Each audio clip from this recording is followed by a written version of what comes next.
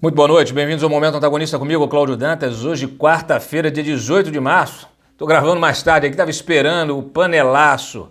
Os panelaços, né? O pessoal resolveu convocar de novo. Ontem teve panelaço, eu gravei antes do panelaço, então não cheguei a registrar, mas a gente colocou no site. Convocaram novamente hoje teve de novo o panelaço, o pessoal já começou ali por volta de 7h30, 8 horas, panelaço em várias cidades do país contra o Bolsonaro.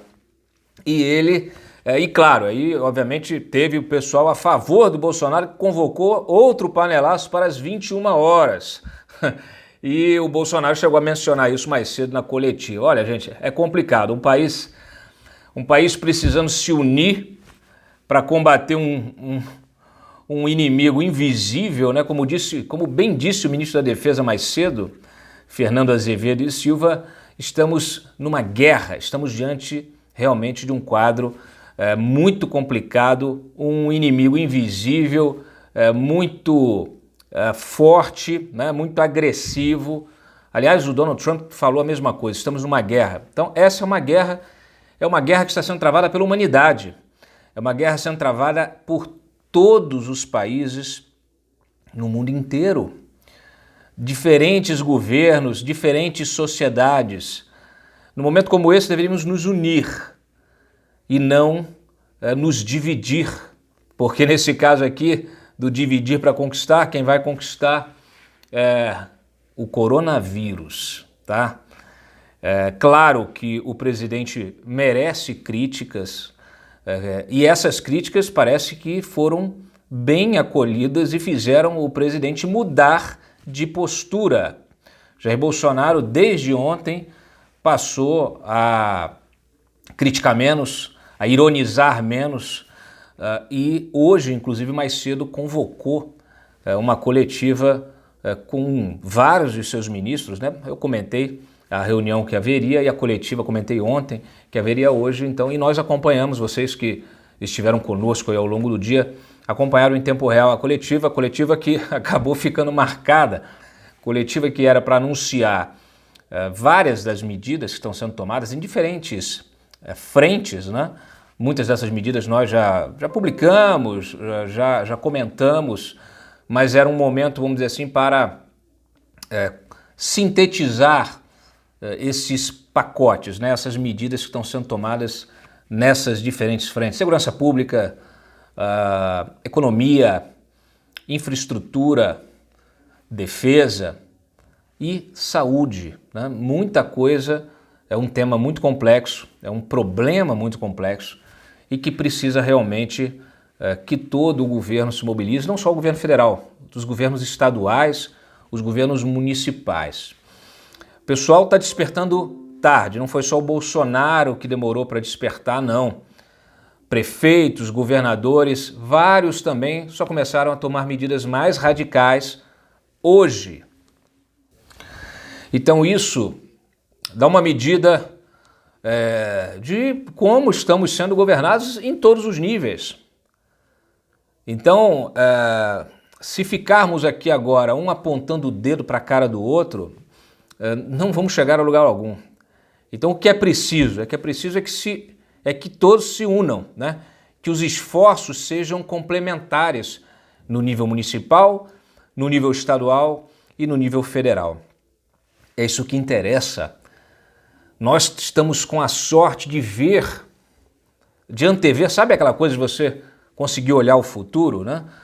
Nós estamos no futuro do coronavírus, enquanto vemos e olhamos para o passado, que na verdade tudo está acontecendo agora, mas existe uma diferença em termos de timing de impacto do vírus aqui no Brasil. Então nós conseguimos ver todo o resultado dele, ou pelo menos a boa parte desse resultado, na Ásia, na Europa, nos Estados Unidos, especialmente aí todos no hemisfério norte. E agora estamos enfrentando este problema aqui, essa pandemia, né? Essa crise de saúde pública, uma crise sanitária, mas que tem impactos em diferentes setores, como eu já comentei aqui em outros vídeos, na política, na sociedade como um todo, na economia. Muita gente aí está presa em casa, o pessoal Eu ouvi aqui em vários vídeos que recebi desse panelaço, ouvi o pessoal falando, porra, quero sair de casa, né? Então, claro, revolta, né? Cria revolta, alimenta.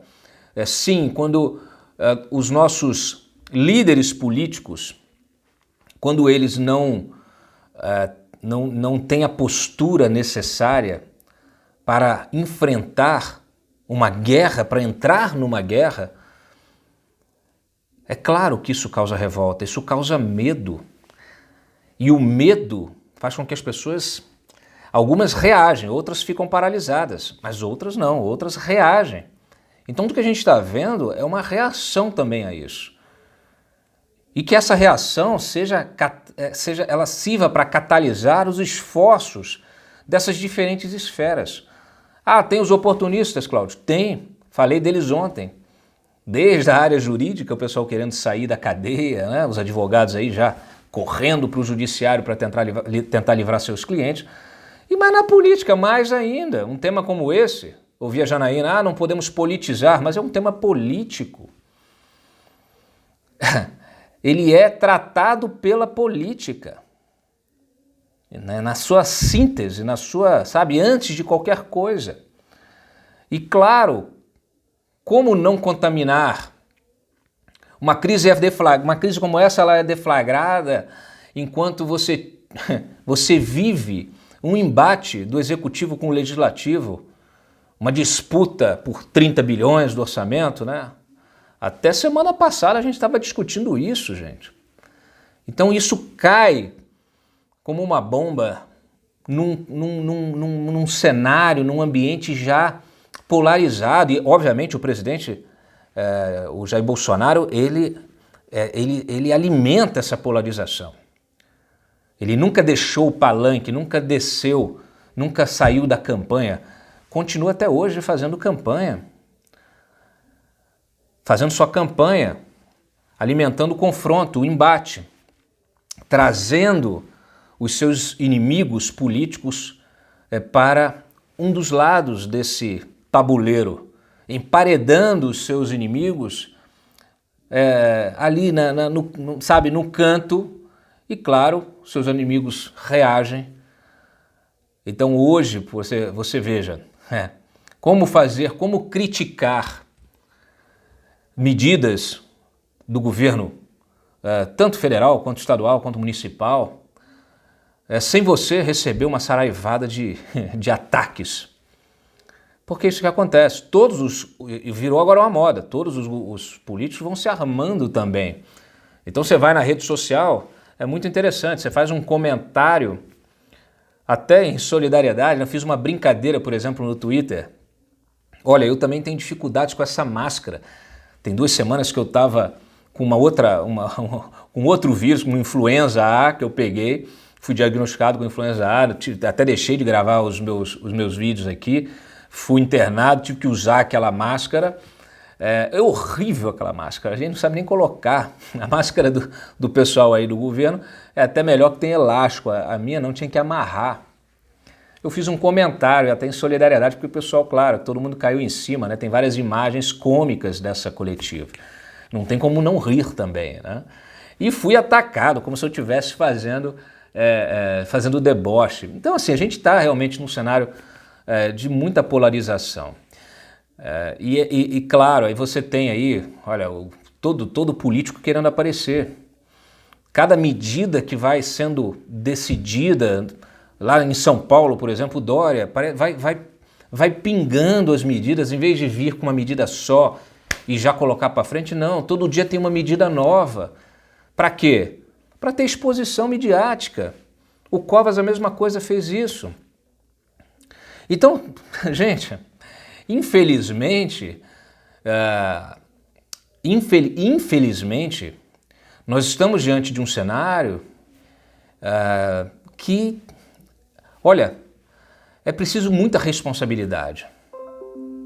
É preciso tentar olhar acima das colorações partidárias. Por quê? Porque nesse momento o que importa é o cidadão que está morrendo. Já tem aí 4 mortes. Tem uma porrada de mortes subnotificadas, mortes que ainda não foram confirmadas, mortes suspeitas. Esse número já é muito maior, assim como o de contaminação. Confirmados aqui, saiu até um número agorinha, mais de 400. Esse número é muito maior. Por quê? Eu comentei, eu expliquei isso ontem. Né? Muita coisa, é hospital particular, ou é a prefeitura que não quer notificar o governo federal, o governo estadual que não quer notificar o governo federal porque não quer, né, alimentar talvez a histeria, o medo, ou talvez simplesmente não queira entrar nas estatísticas para não afastar, né, ou não ter de se submeter a certas medidas de restrição, porque, de fato, quando a gente olha para a Europa, para os Estados Unidos, para a Ásia, a gente percebe o seguinte: a única saída, o único jeito de lidar com isso, com essa crise, é tomando medidas drásticas, medidas realmente duras. Eu vejo aí, olha, anunciaram suspensão, fechamento de bares, São Paulo anunciou fechamento de shopping centers, Belo Horizonte anunciou fechamento de restaurantes, de bares, Rio de Janeiro também decretou emergência, várias cidades estão acontecendo, várias cidades lá do Grande ABC também já decretaram, já né, determinaram fechamento até de suspensão de transporte público. E aí eu gostaria de falar, eu comentei isso ontem, mas até tuitei mais cedo hoje. O transporte coletivo de massa é hoje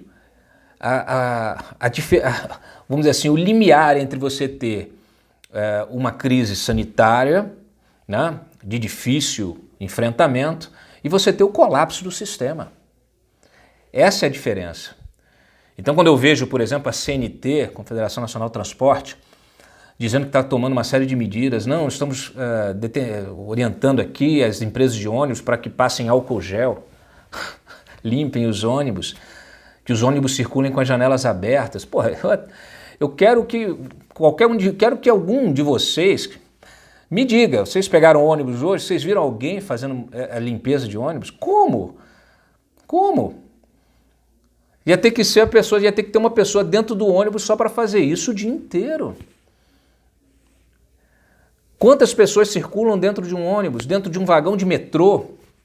Como que você vai ficar limpando? O cara tira a mão, passa o álcool gel, bota a outra mão, te passa o álcool gel. Haja álcool gel, tá certo? E eu, como comentei, a gente até postou um vídeo mais cedo falando sobre isso, né? O vírus, ele sobrevive em algumas superfícies até 4, 5 dias. Então não me venham com essa hipocrisia. É preciso suspender o transporte público. Quem tem coragem para fazer isso?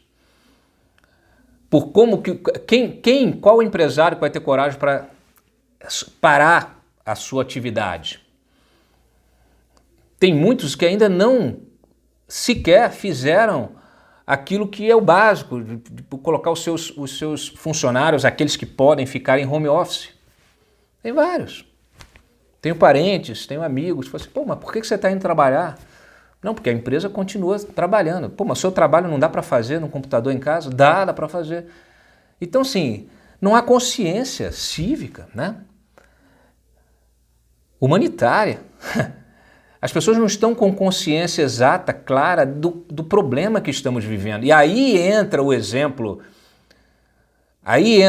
do Bolsonaro e de outros, dos governadores, dos prefeitos. Aí é que tem que entrar o exemplo, para quê? Para que as pessoas que estão na ponta, elas entendam a gravidade.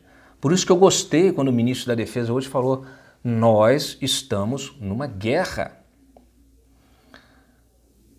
Vamos ficar se estapeando, batendo panela um na cara do outro? Tanto é que você ouve, é uma confusão danada. Assim, o mesmo cara que fala assim, fora Bolsonaro. Aí o outro petista se levanta, ele, não, petista não venham não. Então assim, o que você vai fazer? Né? É uma situação complicada. Então assim, apesar de tudo, nós temos aí vários ministros fazendo seu trabalho muito bem feito. O ministro da Saúde, o Mandetta, é um deles. Eu espero, pelo menos. Eu torço aqui, gente, eu estou rezando para não ter um contratinho aí emergencial para beneficiando um amigo. Porque, olha, é o que acontece. Quando você decreta, e isso vale para todos os níveis novamente, prefeitura, governo federal, governo estadual, governo federal, todo mundo declara emergência. Ou calamidade pública, né? Hoje o Bolsonaro mandou o decreto de calamidade pública, já passou na Câmara, acabou de ser aprovado na Câmara agora à noite, vai para o Senado também para ser aprovado. Já vou falar do Davi Alcolumbre. E aí quando começa a vigir esse tipo de situação, você tem, primeira coisa, né, suspensão de licitação, parará para comprar equipamento médico, de saúde, de defesa, de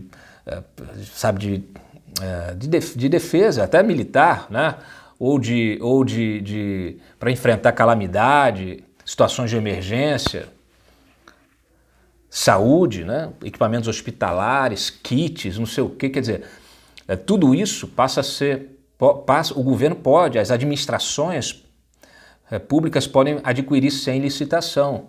E vocês acham que não vai ter o oportunista lá, querendo já se encaixar? Eu sei, por exemplo, que há um lobby pesadíssimo da telemedicina. Tem gente boa, tem gente ruim. Uma das defensoras da telemedicina é quem? A mulher do Haddad, do Fernando Haddad.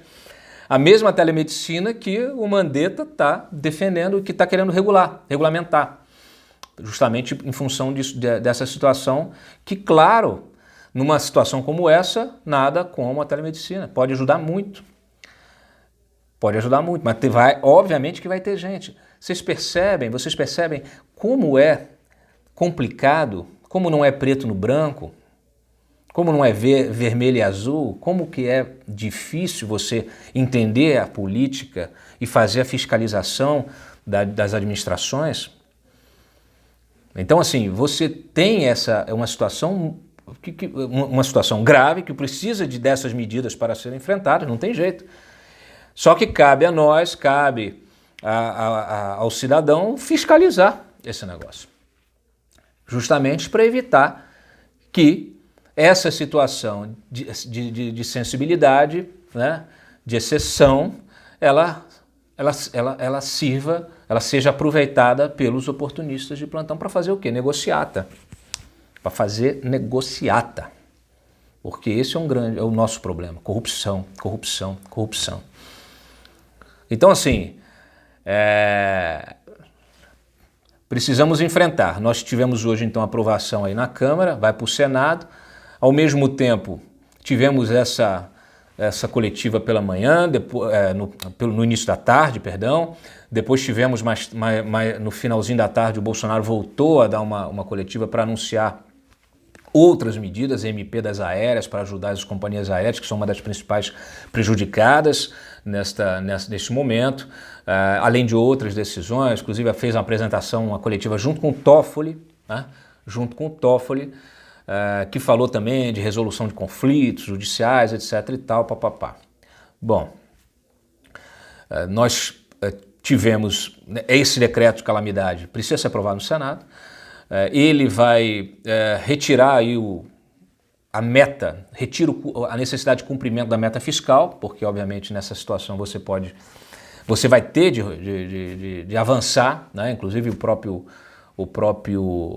Paulo Guedes, na coletiva, disse, olha, se a gente não aprovasse esse decreto, não aprovar esse decreto de calamidade pública, se a gente não flexibilizar esse cumprimento da meta fiscal, eu vou ter de fazer aqui uma suspensão aqui de 40 bi de orçamento, porque eu vou precisar desse dinheiro e eu vou ter que suspender a execução disso por parte dos ministérios. Isso estou falando para despesas, políticas públicas, etc. Olha, o coronavírus saiu do geral para o pequeno universo agora. O Bolsonaro fez um novo teste, né, deu negativo. Em compensação, o Heleno fez outro teste, deu positivo, nós noticiamos mais cedo. Já são 17 membros da comitiva presidencial contaminados com positivo, coronavírus. Tivemos aí o Davi Alcolumbre agora, no início da noite, também foi diagnosticado. Já tinha feito um teste antes, tinha dado negativo, fez outro teste agora e foi diagnosticado com coronavírus positivo. O Anastasia vai assumir o comando do Senado interinamente. E percebam como é difícil. Imagina, você tem o teste negativo. Aí o que o Davi fez? Política, né? Foi lá em lançamento da CNN, fez missão oficial com parlamentares, foi lá em Manaus, se reuniu com gente aqui, com gente ali, com autoridades, com o Rodrigo Maia, até questionei o Rodrigo Maia, ele disse que não, que fez, não deu, está negativo. Mas o cara está circulando. E de repente descobre que tem sim o vírus. O próprio Heleno fez, não, deu negativo, beleza, está tudo certo. Continua com o trabalho dele. Agora está lá isolado na casa dele. O Toffoli vai ficar isolado. Diz que fez o teste por causa justamente dessas interações aí com o Davi Alcolumbre. Teve aquele encontro recente, né? Que o Bolsonaro não participou, deu sorte. Tava quem? Tava o AGU, que vai ter que fazer o teste também. Tava o Davi, tava o Rodrigo Maia, tava o Toffoli. E agora o Toffoli, em função dessa situação, está aqui cumprindo o protocolo e está tendo de se isolar, para cumprir a quarentena. Aliás, os ministros todos estão lá apavorados por causa disso. Então é isso, quer dizer, enquanto você tem aí, é um vírus que está sendo conhecido aos poucos. Mais cedo a gente publicou algumas informações importantes também, mostrando o seguinte, essa coisa que só mata velho. Não. Só mata idoso. Não.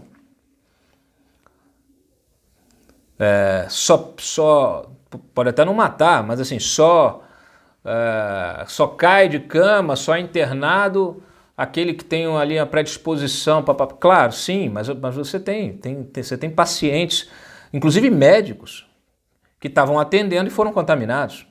Teve um sujeito aqui, que é dono de um plano de saúde, que falou, olha, 100% aqui vamos dizer assim, dos agentes de saúde que tiveram de lidar com pacientes com coronavírus, pegaram também o coronavírus. E ele falou, até que menciona um médico de 40 anos que está internado, entubado. Diz que o vírus é agressivo, vai logo para o pulmão, aí dá insuficiência respiratória, tem que entubar. Então não é brincadeira. Não é brincadeira. Então vamos lá. Bom, Rio decretou emergência também, está montando uma série de... O pessoal já aí do Exército já está lá. Eu ouvi que lá no Rio Centro estão montando um hospital de campanha, que tem a ver justamente com essa declaração aí de que é guerra, né? Então o Exército vai ter de montar hospitais de campanha também para atender, porque sabe que não tem condição do sistema de saúde absorver a demanda que pode ser criada em função do coronavírus, caso não sejam tomadas as providências necessárias, urgentes, imediatas, duras, radicais. Tá?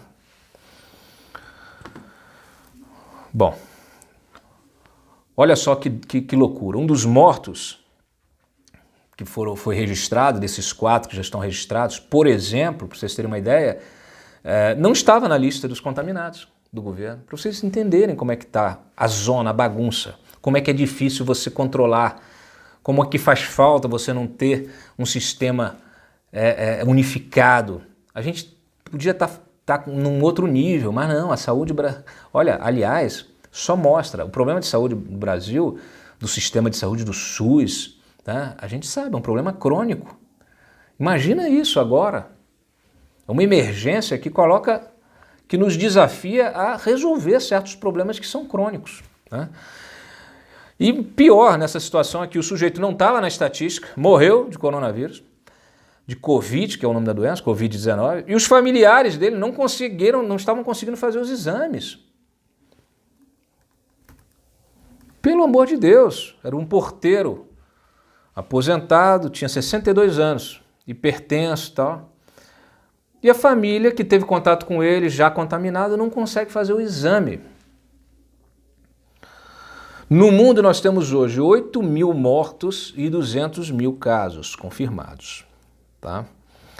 Dentre as medidas que foram tomadas pelo governo, Está aqui o fechamento da fronteira com a Venezuela, fechamento parcial da fronteira com a Venezuela.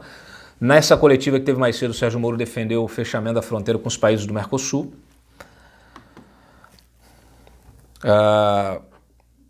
A Fiocruz está estimando, olha só, olha a loucura, a Fiocruz está estimando quase 5 mil casos até a semana que vem. Eu espero que isso não se concretize, mas essa é a previsão da Fiocruz. Além dessas autoridades todas, Davi Alcolumbre, Heleno, a vice-governadora do Ceará também está com coronavírus. Qual é a chance de você ter? Olha, você tem famosos, políticos, qual é a chance de você ter essas pessoas contaminadas e você não ter a projeção disso no público normal, no cidadão comum? Centenas, milhares. Até o ministro de Minas e Energia, o Bento Albuquerque, foi outro. Foi na coletiva, fez o exame, deu negativo e agora fez o exame de novo e deu positivo. Aí você imagina se ele não cumpre aqui a quarentena, contaminou outras pessoas. Né? Muito complicado. Irmão do secretário de Transportes do Dória, diretor de articulação política da Assembleia Legislativa de Goiás, Joel de Santana Braga Filho, que ele é irmão do Alexandre Baldi, tem 60 anos. Casado com a filha do ex-senador Marco Maciel, também já falecido. Está aqui, o irmão do secretário do Dória também, contaminado. Bom, para além, né, das decisões ali do governo, a Agência Nacional de Transporte Terrestre também determinou aqui a suspensão de viagens internacionais.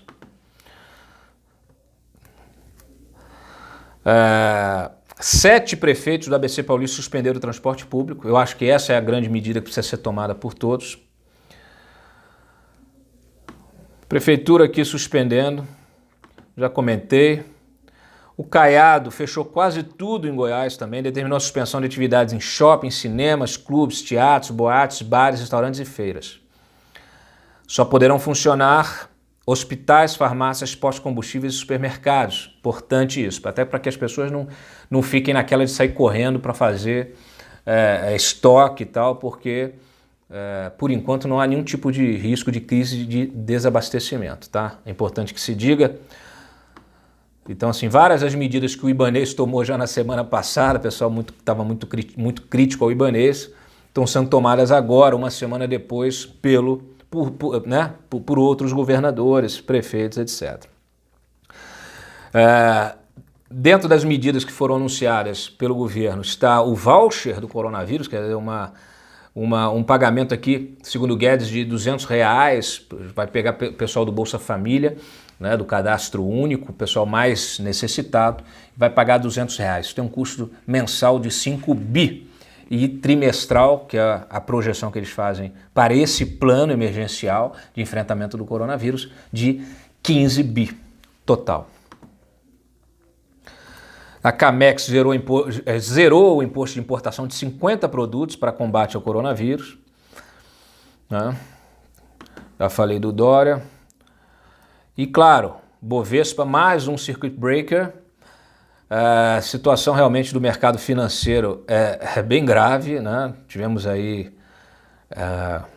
a Bovespa caindo mais de 10%, o dólar subindo ainda mais. Né? Fechou aí a R$ 5,19, né, quase R$ 5,20.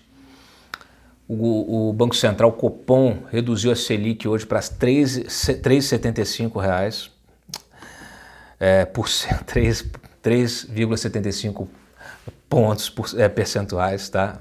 3,75%. E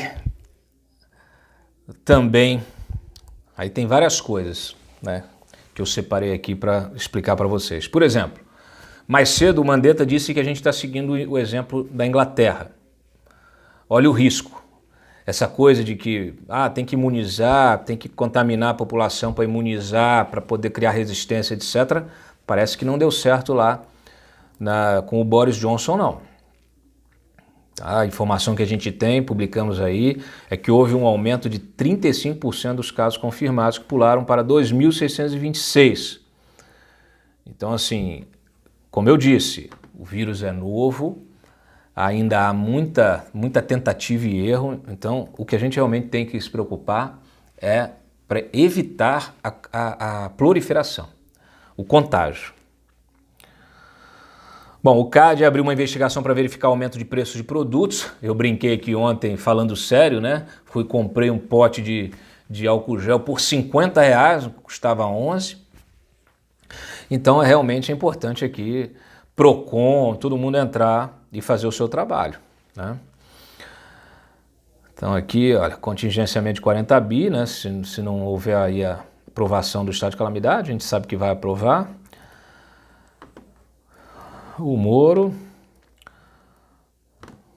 comentei também. Bom, vamos então, aí só fechando aqui a coronavírus, dentro aí das medidas tomadas pelos bancos privados, houve aí a prorrogação de dívidas, né, por 60 dias para pessoas físicas, micro e pequenas empresas.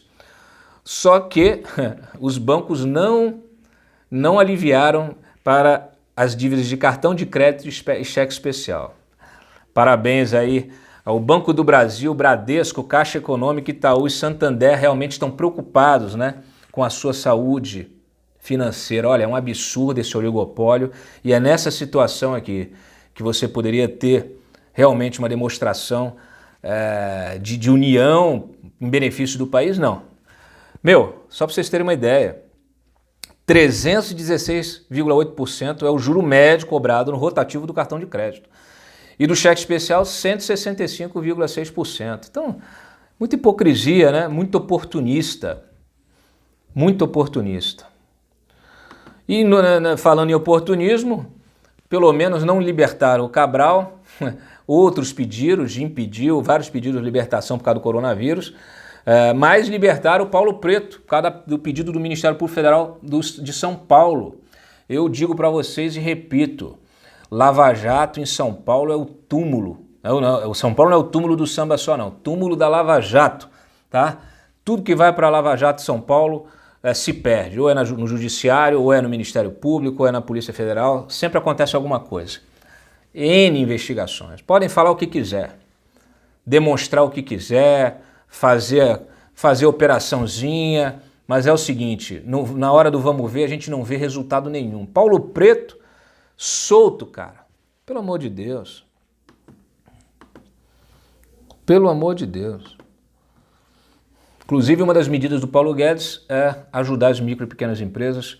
O governo ainda está estudando uma fórmula de cobrir parte do salário dos funcionários, né? Então, uma coisa que está sendo estudada. Então tem muita coisa boa para ser feita, vamos fazer, né? E aí, para encerrar, a Polícia Federal concluiu um relatório de investigação do Aécio Neves. Para surpresa de ninguém, a polícia acusa o Aécio de receber 65 milhões em propina da Odebrecht Andrade Gutierrez. Inclusive, obras aqui do Rio Madeira. Para surpresa de ninguém, a PF identifica Alexandre Scioli e Dimas Toledo como operadores do Aécio, que auxiliaram o Aécio nesse esquema de corrupção e lavagem de dinheiro. São personagens conhecidos. Publicamos detalhes dessa investigação, que já usou também a delação do Sérgio Cabral. Será que é por isso que querem acabar com a delação do Sérgio Cabral?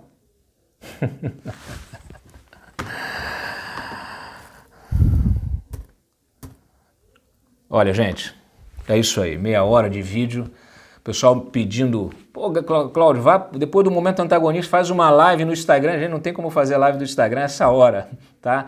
Eu vou fazer live, a gente vai ter programa diário, ao vivo. Eu vou fazer um programa no início da tarde, que eu acho que é um bom horário para a gente cobrir, tá? Vai ter um mais tarde, aí no início da noite, final da tarde, início da noite, com o Felipe Moura. E a gente continua com nossos vídeos especiais e vários outros programas, tá? Tem muita coisa sendo planejada aqui, programa especial de fim de semana, muita coisa bacana para vocês. E aí, óbvio, nesse programa ao vivo, a ideia é ter uma interação ainda maior com vocês, a gente fazer debate, enfim, poder, vamos dizer assim, multiplicar o nosso jornalismo independente para o maior número de pessoas. E, então, por isso, sempre agradeço a audiência. Deixem o seu like aqui, compartilhem o vídeo e a gente se vê, né? A gente se vê amanhã em mais um Momento Antagonista. Tchau!